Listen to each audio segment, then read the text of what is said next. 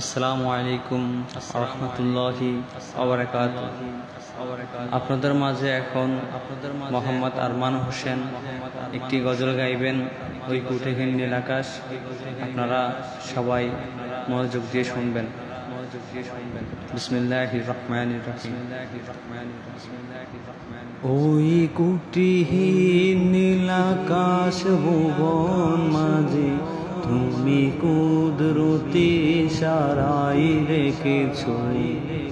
ওই কুটিহীন নীল আকাশ ভুবন মাঝে তুমি কুদরতি ইশারায় রেখেছো। ওগো আল্লাহ, শুকর তোমার, আমার যে মুসলিম করেছো। ওগো আল্লাহ, শুকর তো